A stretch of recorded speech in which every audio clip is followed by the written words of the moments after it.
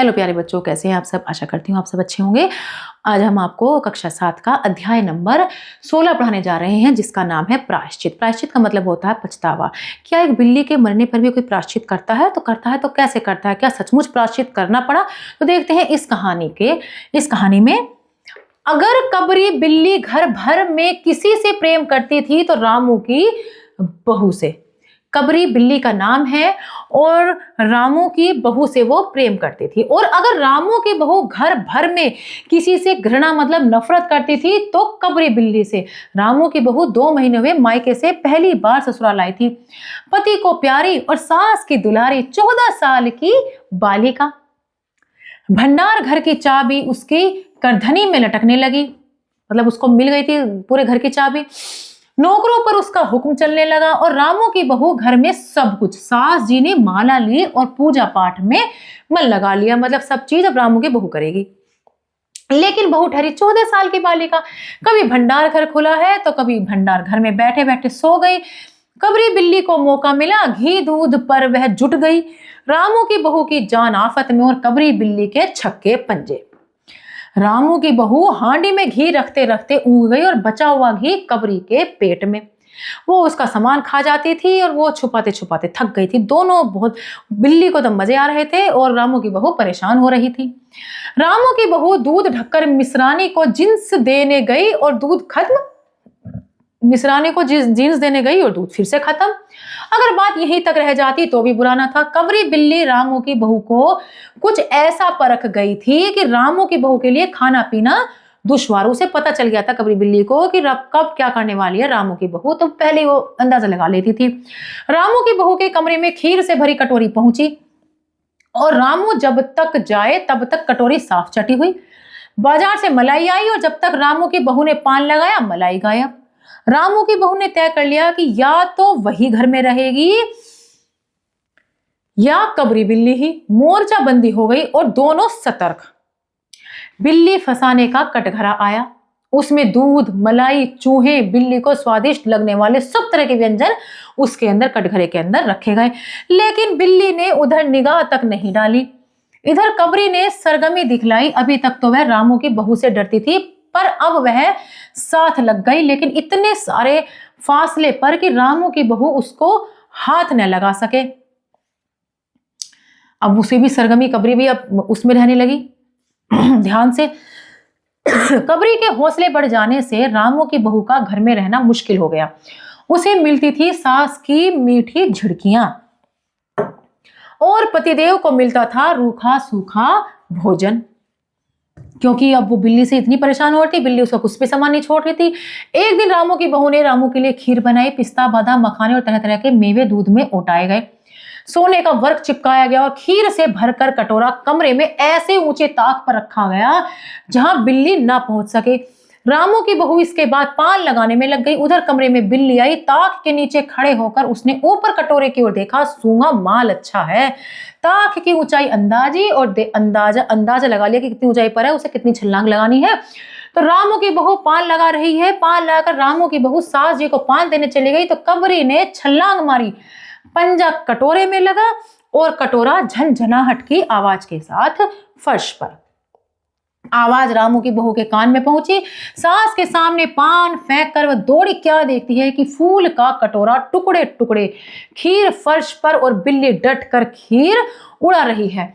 रामू की बहू को देखते ही कबरी चंपत यानी कि गायब। रामू की बहू पर खून सवार हो गया। न रहे बांस न बजे बांसुरी। रामू की बहू ने कबरी की हत्या पर कमर कस ली। अब तो मैं इसको मार कर ही छोड़ूंगी।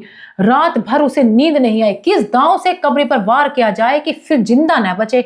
पड़े पड़े यही सोचती रही। सुबह हुई तो वो देखती है कि कबरी देहरी पर बैठी बड़े प्रेम से उसे ताक रही है, मतलब वो बिल्ली उसे देख रही थी।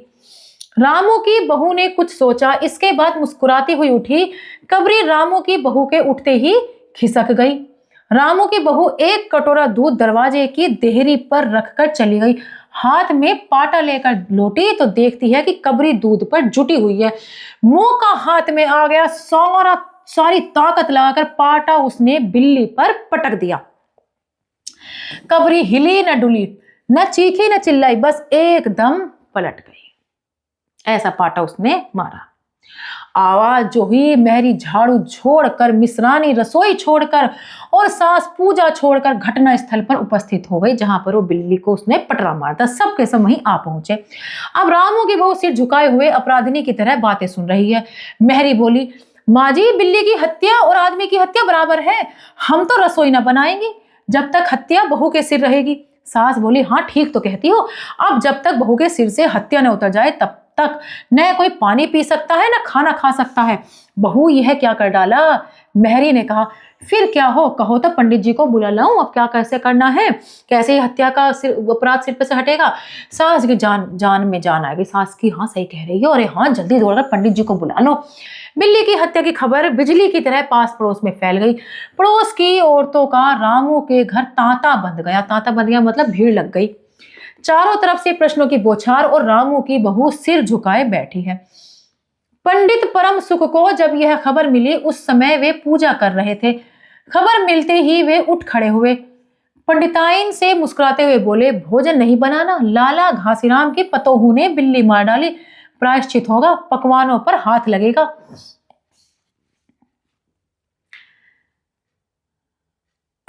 पंडित परशुराम परम सुख चौबे छोटे से मोटे से आदमी थे। लंबाई 4 फुट 10 इंच और तोंद का घेरा 58 इंच। चेहरा गोल मटोल, बड़ी बड़ी मूछें, रंगोरा, गोखुरी चोटी कमर तक पहुंची हुई। कमर तक उनकी चोटी पहुंची हुई थी।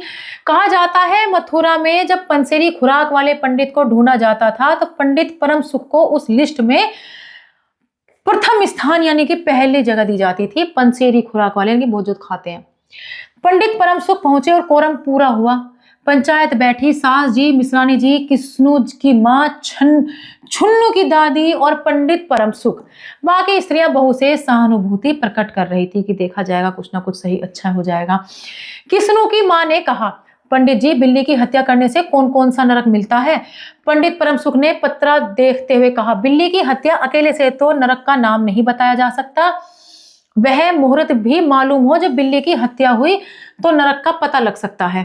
भाई किस टाइम हुई, इस टाइम को देखते हुए बता सकते हैं कि क्या कि नरक कौन सा मिलेगा। यही कोई 7 बजे सुबह, मिश्रानी ने कहा। पंडित परम सुख ने पत्रे के पन्ने उल्टे, अक्षरों पर अंगुलियां चलाई, माथे पर हाथ लगाया और कुछ सोचा। चेहरे पर धुंधलापन आया, माथे पर बल पड़े, नाक सिकोड़ी, स्वर गंभीर हो गया, मतलब जो आवाज थी बड़े ध्यान से बोलने लगे, हरे कृष्ण, बड़ा बुरा हुआ। प्रातः काल ब्रह्म मुहूर्त में बिल्ली की हत्या, घोर कुंभी पाप नरक का पाप है। रामू की माँ, यह तो बड़ा बुरा हुआ। रामू की माँ की आंखों में आंसू आ गए। तो फिर पंडित जी अब क्या होगा, आप ही बतलाएं। पंडित परम सुख मुस्कुराए। रामू की माँ, चिंता की कौन सी बात है, हम पुरोहित फिर किस दिन के लिए हैं? शास्त्रों में प्रायश्चित का विधान है, सो प्रायश्चित से सब कुछ ठीक हो जाएगा। रामू की माँ ने कहा, पंडित जी इसीलिए तो आपको बुलवाया था, अब आगे बताइए क्या किया जाए? क्या किया जाए? यही कि एक सोने की बिल्ली बनवाकर बहू से दान करवा दी जाए। जब तक बिल्ली न दी जाएगी तब तक तो घर अपवित्र रहेगा।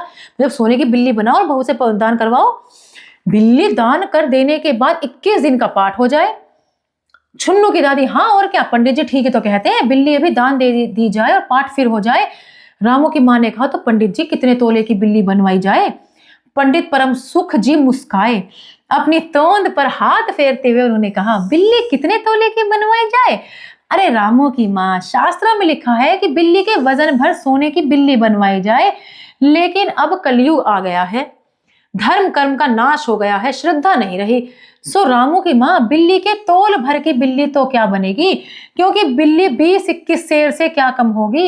हाँ, कम से कम 21 तोले की बिल्ली बनवा कर दान कर दो। 21 तोले की बिल्ली बनवाकर दान कर दो, और आगे आपकी श्रद्धा, भाई आगे आपकी मर्जी। रामू की माँ ने आंख फाड़ कर पंडित परम सुख की ओर देखा। अरे बाप रे, 21 तोला सोना! पंडित जी यह तो बहुत है, तोला भर की बिल्ली से काम नहीं निकलेगा। पंडित परम सुख हंस पड़े। रामू की माँ, 1 तोला सोने की बिल्ली? अरे रुपये का लोभ बहू से बढ़ गया। बहू के सिर पर इतना बड़ा पाप है, इसमें इतना लोभ ठीक नहीं है। इस पाप को तो धो, इस पाप को तो कम करो। मोल तोल शुरू हुआ और मामला 11 तोले की बिल्ली पर ठीक हो गया। इसके बाद पूजा पाठ की बात आई। पंडित परमसुख ने कहा, इसमें क्या मुश्किल है, हम लोग किस दिन के लिए हैं। रामू की माँ, मैं पाठ कर दिया करूंगा, पूजा की सामग्री आप हमारे घर भिजवा देना। पूजा में सामान कितना लगेगा? अरे कम से कम सामान में पूजा कर देंगे, अरे कम से कम सामान में कर देंगे पूजा, ज्यादा सामान भेजने की जरूरत नहीं है। दान के लिए 10 मन गेहूं, 1 मन चावल, 1 मन दाल, मन भर तिल, 5 मन जौ, 5 मन चना, 4 पंसेरी घी और मन भर नमक लगेगा। बस इतने में ही काम चल जाएगा। एक मन का मतलब 100 किलो, हर एक चीज 100 किलो कह रहे हैं वो। अरे बाप रे, इतना सामान पंडित जी, इसमें 150 रुपये खर्च हो जाएगा। रामू की माँ ने रुआसी होकर कहा, पर इससे कम में तो काम नहीं चलेगा। बिल्ली की हत्या बड़ा पाप है, खर्च को देखती हो, पहले बहू के पाप को भी देखो। यह तो प्रायश्चित है, कोई हंसी खेल थोड़े ही है। अरे जैसी जिसकी मर्यादा प्रायश्चित में, वैसा उसे खर्च भी करना पड़ता है। जैसा जिसका कामकाज होता है उसी हिसाब से खर्च करना पड़ता है। आप लोग ऐसे वैसे थोड़ी हैं। अरे 150 रुपये आप लोगों के हाथों का मैल है। पंडित परमसुख की बात से पंच प्रभावित हुए। किस्नू की माँ ने कहा, पंडित जी ठीक तो कहते हैं, बिल्ली की हत्या कोई ऐसा वैसा पाप तो नहीं, बड़े पाप के लिए बड़ा खर्च भी चाहिए। सही तो कह रहे हैं पंडित जी, किस्नू की माँ ने कहा। छुन्नू की दादी ने कहा, और नहीं तो क्या, दान पुण्य से ही पाप टालते हैं, दान पुण्य में किफायत ठीक नहीं। मिश्रानी ने कहा, और फिर माँ जी, आप लोग बड़े आदमी ठहरे, आप लोगों को इतना खर्च कौन अखरेगा। रामू की माँ ने चारों ओर देखा, सभी पंच पंडित जी के साथ। पंडित जी मुस्कुरा रहे थे। उन्होंने कहा, रामू की माँ, एक तरफ तो बहू के लिए कुंभीपाक नरक है और दूसरी तरफ तुम्हारे जिम्मे थोड़ा सा खर्च। देख लो, अब एक तरफ से नरक में जाएगी और दूसरी तरफ तुम खर्च करो तो वो नरक से बच जाएगी। सो उससे मुंह नहीं मोड़ो। फिर जरा कुछ बिगड़ कर बोले, रामू की माँ, यह तो खुशी की बात है, अगर तुम्हें यह अखरता हो तो मत करो, मैं चला। इतना कहकर पंडित जी ने पोथी पत्रा बटोर लिया। अरे पंडित जी, रामू की माँ को कुछ नहीं अखरता, बेचारी को कितना दुख है, बिगड़ो नहीं। मिश्रानी, छुन्नू की दादी और किस्नू की माँ ने एक स्वर में कहा। रामू की माँ ने पंडित जी के पैर पकड़े और पंडित जी ने जमकर आसन लगाया। और क्या हो, 21 दिन के पाठ के 21 रुपये और 21 दिन तक दोनों वक्त 5-5 ब्राह्मणों को भी भोजन करवाना पड़ेगा। कुछ रुककर पंडित परमसुख ने कहा, इसकी चिंता मत करो, मैं अकेले दोनों समय भोजन कर लूंगा और मेरे अकेले से 5 ब्राह्मणों के भोजन का फल मिल जाएगा। वो अकेला 5 ब्राह्मणों के बराबर खा लेगा। पंडित जी ने कहा, यह तो पंडित जी ठीक कहते हैं। पंडित जी की टोन तो देखो। मिश्रानी ने मुस्कुराते हुए पंडित जी पर व्यंग्य किया। सही तो कह रहे हैं, पंडित जी की टोन देखो। अच्छा तो प्रायश्चित का प्रबंध करवाओ। रामू की माँ, 11 तोला सोना निकालो, मैं उसकी बिल्ली बनवा लाऊं। 2 घंटे में मैं बनवा कर लौटूंगा, तब तक पूजा का सब प्रबंध कर रखो।